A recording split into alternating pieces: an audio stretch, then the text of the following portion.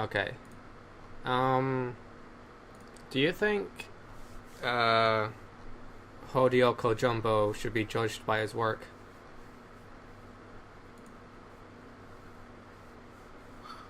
What? uh, the Arak village. We've arrived, and guess what? Another village is being attacked by these guys. But the Red Army. Yeah, It's almost like they're bad guys or something. almost. That's why we're not siding with them. Although we inadvertently helped them out when we killed the White Sage last time, but they were a bigger problem. Well, we would never intentionally help the Red Army. Of course not. We're just like basically going our own way, and whoever is in our way will feel the wrath. Just like all good JRPG protagonists, right? Yeah. I mean, I always appreciate, I like how Fallout New Vegas does it, where, you have obvious factions. And then there's the option where it's like, you know what? You don't have to join one. You could just take charge. You don't have to follow by anyone's rules or ideals. You just do you. Yeah. I really want... Like, what if you do? What if you don't like any of the factions? I really want games to make those faction mechanics more in depth, because I really like the idea of them, but I wish it was I just wish it wasn't quite as simple as it always tends to be when they're actually implemented into games. Where it's like, I'll just pick one. Yeah, and it's like, oh, you do these quests, and that just gives you favor with the chosen faction. Reputation. Like, Well, how in depth are you wanting it to be? Well, I mean, it's tough to consider just off the cuff, but because it is kind of a problem with resolving game mechanics versus kind of narrative depth.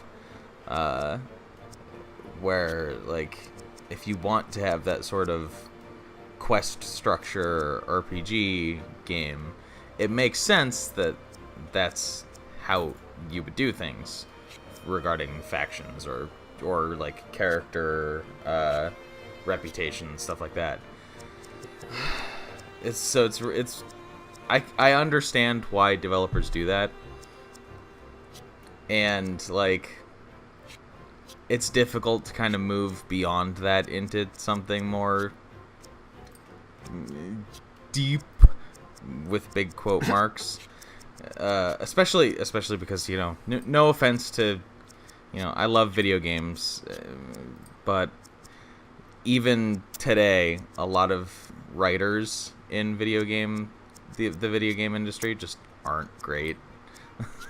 Yeah, that's what I was gonna say as well. It's like, I mean, I'm not really one to go, oh man, this game is great writing. I really have to look closely. Yeah. Because I said before, when it comes to subtle things happening, it kind of goes over my head.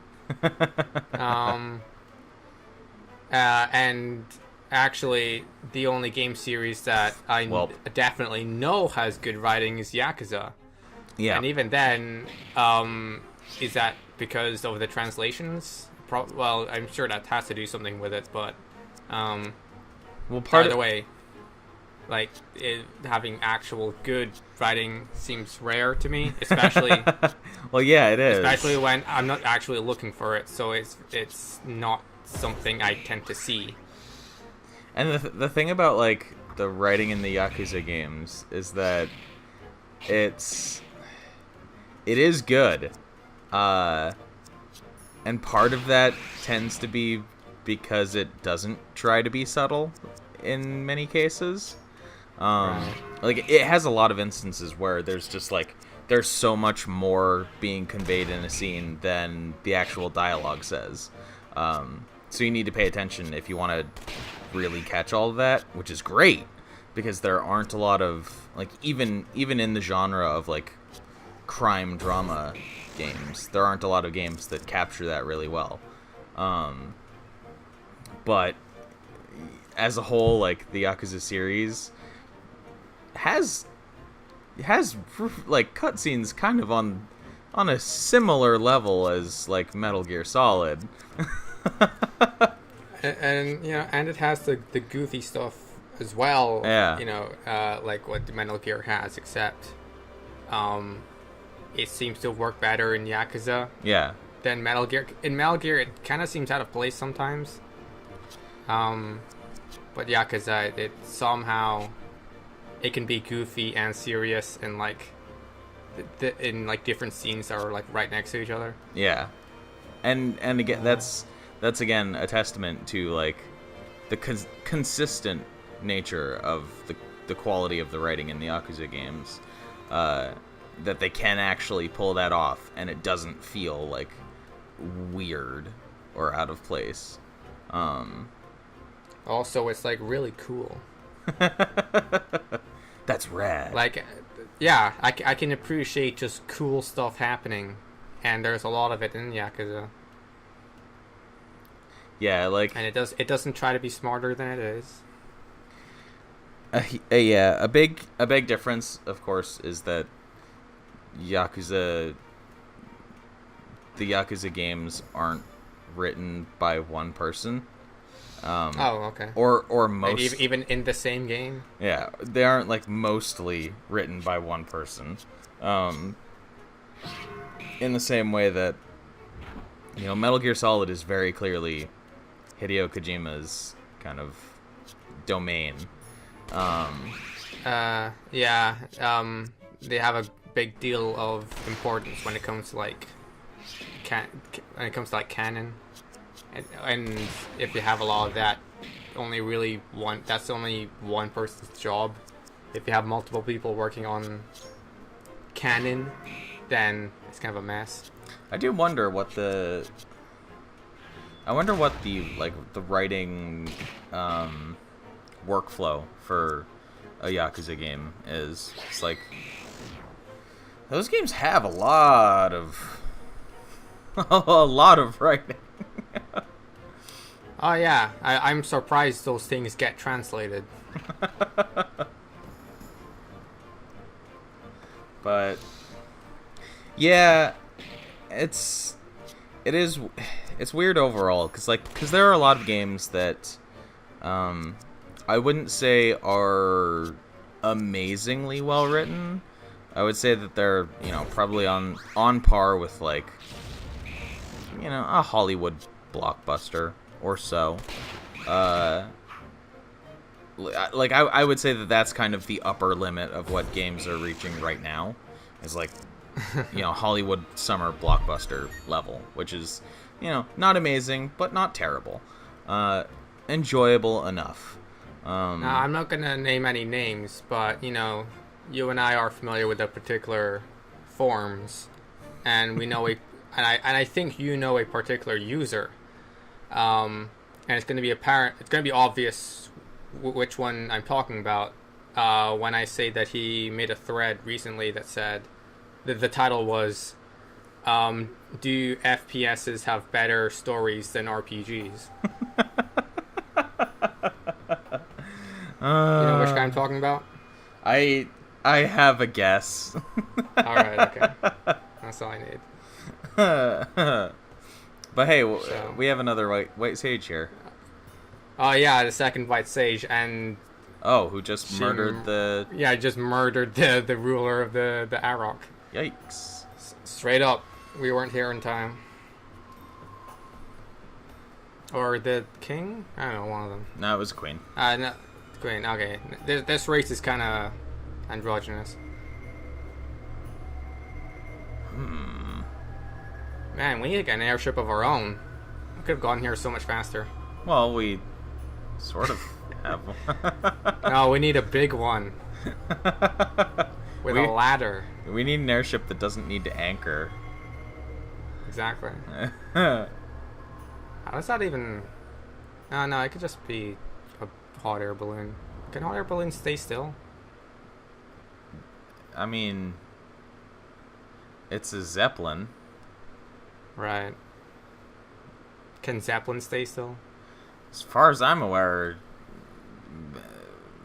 probably. Guys, I can't imagine... Okay. I can't imagine seeing one of those things without its propellers moving. And I was thinking, it needs to keep moving, otherwise it'll just fall, right? I don't know enough about the physics of Zeppelins or blimps to. Maybe really if comment. I asked this question like 100 years ago, it would Well, be more common knowledge. Well, if you asked someone who actually like had in-depth physics knowledge, they could probably tell you. Maybe. Because it's probably something fairly basic. Well, as yeah, far that as, always like, seems to be the case. Any expert in anything is going to be, well, it's actually pretty simple. Yeah, well, and especially like today, because as you say, like it's been something that was figured out like a long time ago, relatively speaking. So like people who study physics now are going to learn at a pretty early stage like how things like airships work. Not and yeah, the weird part about it is, of course, like Zeppelins aren't really in common usage because I guess they're not really the most efficient sort of air travel. No, and the only named Zeppelin that anyone knows of is the Hindenburg, and look how that turned out. Yeah. But also, my expertise with airships is only in games like this, JRPGs. where it's like, yeah, just screw it, just have 100 of them. Yeah. Like don't try to think about how much this would have cost or how long it would have taken to build all these. Just have all of them. Just have an army. Well, yeah, because when you think about flying vehicles in the real world, it's like, oh, airplanes. But like airships, in the way that JRPGs use them and make them, do technically exist. We just don't really use them.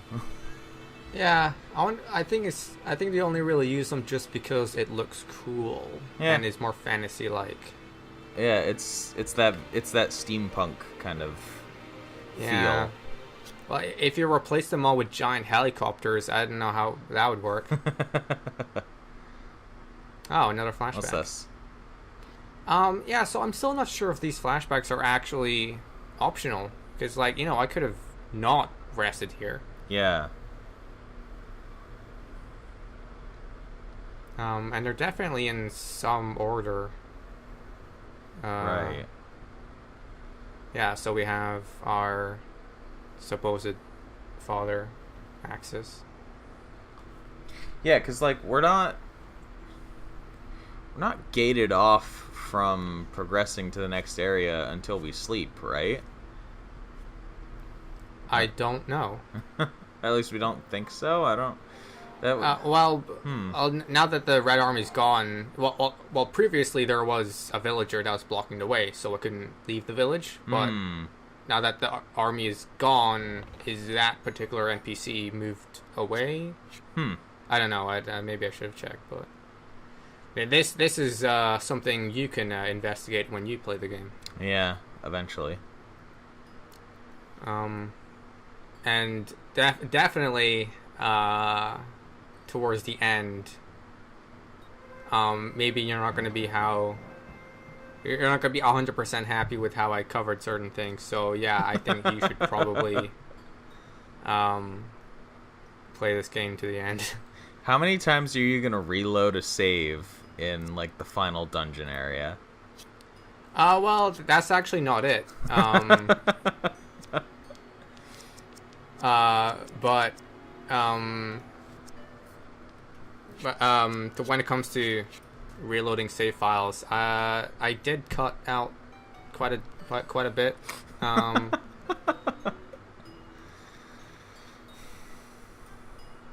And I don't know what the selection process was with, or what bits to cut out and what not to. But It was whatever entirely mistakes, arbitrary. yeah, whatever mistakes that was in the footage so far is definitely an oversight. It's definitely not on purpose, nor did I think that would enhance the enjoyment of watching the footage. Don't worry, it'll be significantly shortened anyway. Oh yeah, at this point in time, none of these videos have been edited, so No, I really don't know what you're going to be doing with that. it's a surprise to everyone. Even me. I still like that. Like I finally got through the Fool's Errand, and there were already references in that to the Ember Throne. Wait, of our commentary. No, of you having The footage. recorded it and us needing to do it. Okay. Okay. Time, man. It's convoluted. It's great when, you date your videos so that people watching them can be like, holy crap, how long ago did you record these? Yeah, and people think it's weird when like Game Grumps or something record like 2 months in advance, but Yeah. no, that's nothing. Yeah. It's nothing compared to this. No, like literally, if it is a full-time job. Like, if you want to have a consistent stream of content, I mean, I've talked about it before. Like, it's literally a full-time job because you need to have that. Like, it's not just recording; it's recording, commentating, editing, and Rendering. and yeah, You need a schedule. All of that takes up so much time. I don't think today's youth know that.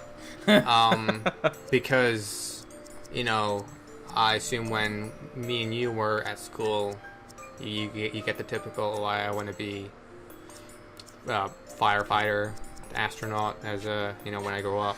Nowadays, I want to be a YouTuber. I want to be a streamer. Oh God. That bubble has already started bursting, like, so hard. I don't know about that. I think it has plenty of potential for years to come. It's still, like, it's working for the people who already made it, but it's practically impossible for new people to break into it anymore. Yeah, well, I think it's because I think it seems appealing because we only really hear the success stories. Yeah. And the success stories is like less than 1% of the people who attempt this career. It's so. Like, YouTube is practically dead as far as like trying to break in and make a new career out of like Let's Playing and stuff. You can't really do it on YouTube anymore.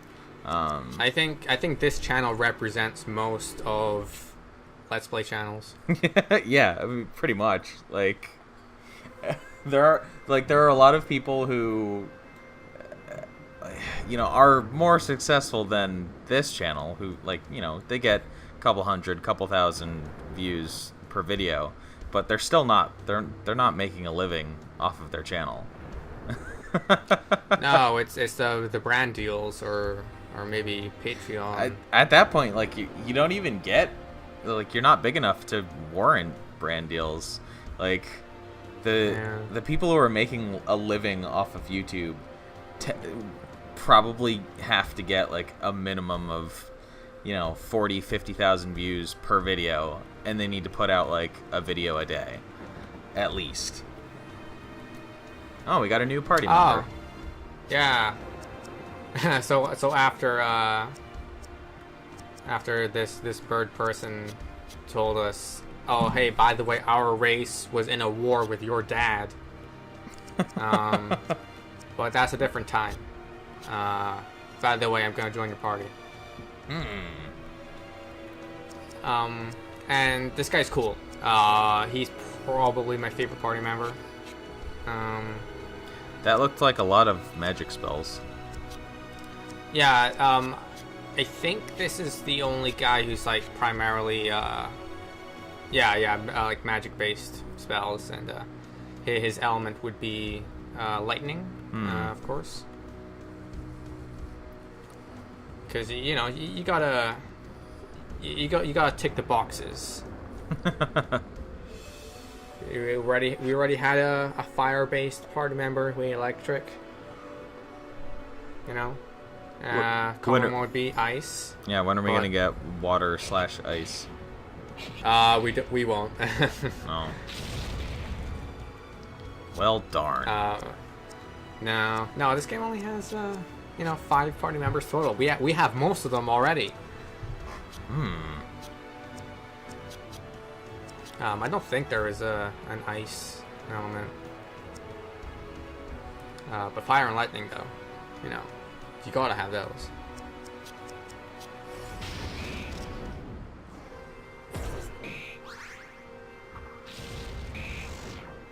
I think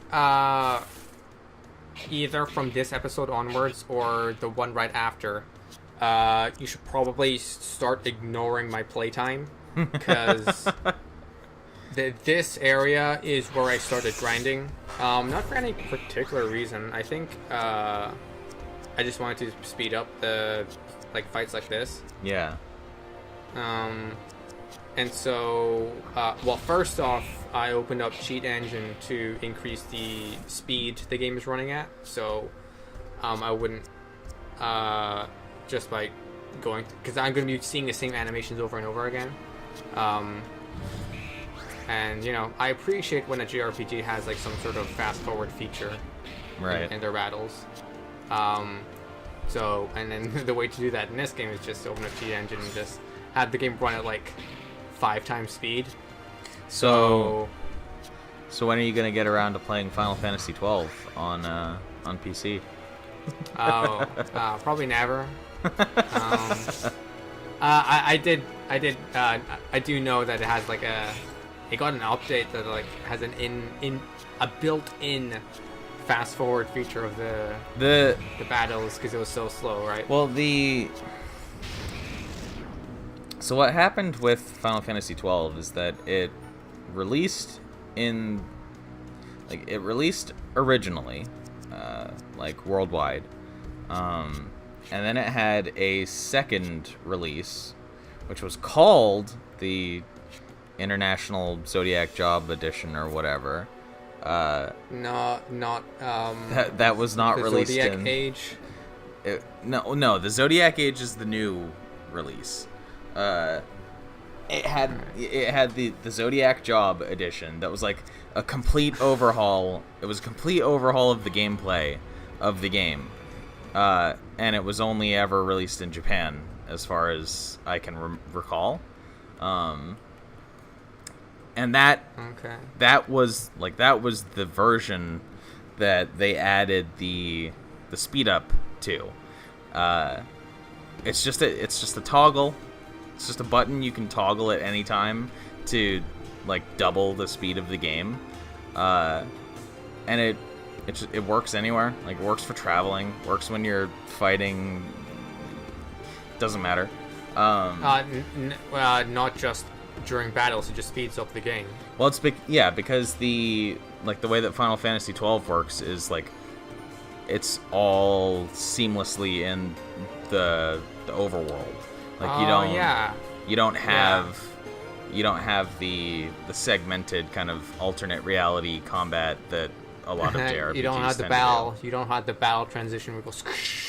Yeah. All the enemies are just in the world, and you just run up to them and fight them. So yeah, you can just speed up the game at any time. which is, really useful when you're because Final Fantasy 12 is a very large game. How many? Is it like over? I assume it's probably over 100 hours. It depends on how much you want to do, really. My current game on PC, I would say I'm probably like around 3/4 of the way through the story, and I've got, I think, like around 65 hours played or something like that. But I've done a lot of running around grinding and doing like side quests and stuff as well, because there's a lot of monster hunting in that game. A ton of side quests. Yeah, and it's like, I mean, I really enjoy the game. It's one of my favorite Final Fantasy games. Yeah, I was gonna say, like, it's probably up there, but unable to escape. Yeah, I probably should have mentioned like about a minute ago. We time traveled. So you know how this mountain was like dusty and like rocky and stuff. We touched a thing and went back in time to where this village was more prosperous. And now we're getting completely wrecked by this. More prosperous and dangerous. Because I can't run away. Maybe you should have. This thing's too fast. Maybe you should have just tried fighting it. Maybe. Oh, I just noticed. That's weird. If you don't have Ara in the party, it says characters party was wiped. Huh. It's usually, main character's name, even if their party or not was wiped. I don't know if we've discussed before, again, JRPG talk. When the main character has a canon name or not. Yeah. I don't know if I've mentioned this before, but I hate it when a main character doesn't have a canon name or title. It just looks so weird. I think the protagonist or hero, because like when seeing Persona Q,